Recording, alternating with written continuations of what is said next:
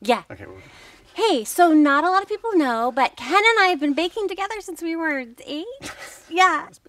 Okay. So today we are experimenting with finding the perfect cupcake recipe. Barbie, if we're going to make perfect cupcakes, we're going to need eggs. Oh, yeah, right. Got it. But what we really wanted to show you guys is that baking isn't just an art. It's also a science. Yeah, baking is chemistry. Am I right? Totally. And the challenge that Barbie and I keep having is that we like our cupcakes a little bit different. Yeah, I like them velvety. And I like mine springier with a bunch of holes in them. Right, so we're going to use the scientific method to figure out a recipe for each kind. That's right. And after cooking and eating, I don't know, millions of cupcakes. So many cupcakes. Over the years, we found that most cupcake recipes are basically the same. They kind of follow the same formula. The sugar must be equal to or less than the flour, in weight, that is. The eggs and liquids, the milk, must equal the flour. The fat, the butter, the oil, must equal the eggs. For both recipes, you'll use the following ingredients. Okay, you're gonna need 3 cups of flour, 2 cups of sugar. 240 grams of butter. That's 2 whole sticks. Plus 3/4 cups of milk. 4 extra large eggs.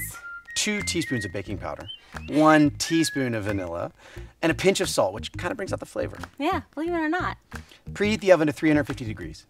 But the way you mix the ingredients is the variable in the equation, and that can make all the difference. Now, we're going to make 2 separate batches. And see what happens.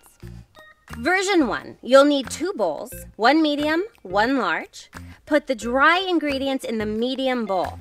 That's the flour, the baking powder, the salt, and mix them together. For my recipe, you only need 1 bowl.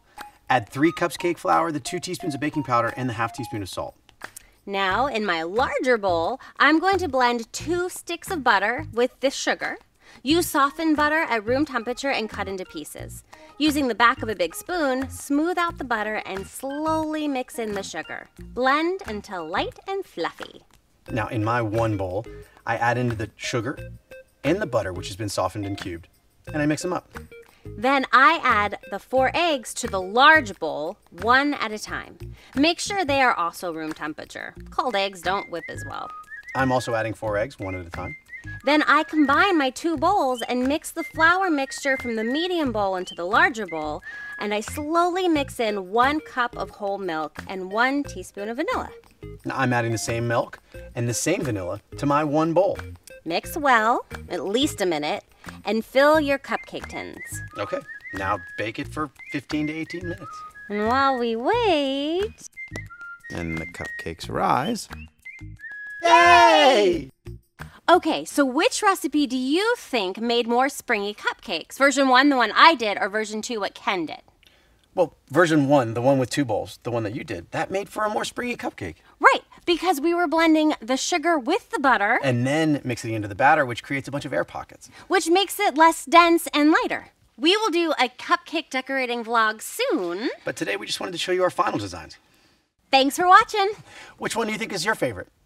Peace. P.A.C.E. P.A.C.E cake. Oh, Have a P.A.C.E cake. No. We're going to have some cake. That was so bad. Yeah.